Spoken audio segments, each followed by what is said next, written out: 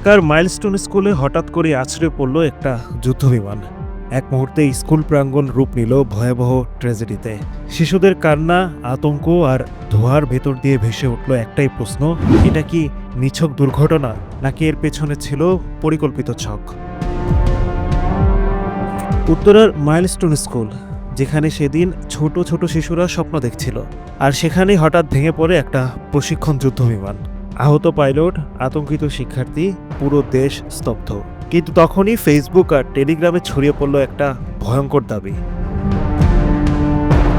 একটা anonymous group বলছে তারা নাকি আগেই জানতো এই হামলা হবে।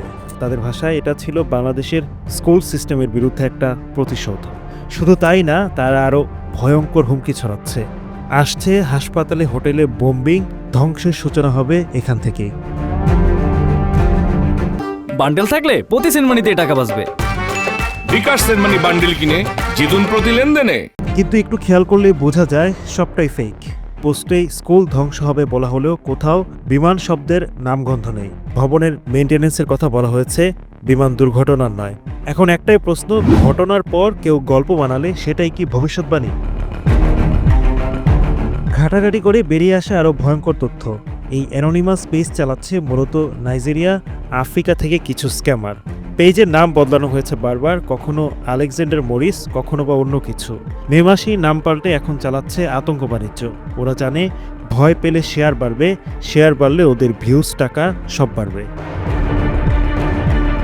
নেটিজেনরা বলছেন সামাজিক যোগাযোগ মাধ্যমে গুজব ছড়ানোর প্রবণতা অনেক বেশি। অনেকে না জেনে বুঝেই পোস্ট শেয়ার করছেন, অথচ সত্যিটা জানতে একটু সময় দিলেই বোঝা যায় এই রিউমার বাড়ানো হয়েছে ইচ্ছে করেই, অনেকটা আতঙ্ক ছড়াতে।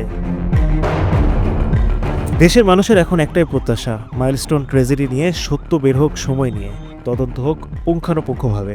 কিন্তু ভুয়া হুমকি আর আতঙ্কে নয়, বরং আসলে কি ঘটেছিল সেদিন, কেন নিষ্পাপ শিশুগুলোকে এমন করুণ পরিণতির মুখোমুখি হতে হলো, তা জানতে এখন সময়ের অপেক্ষা। Adnan Delwar, NTV online.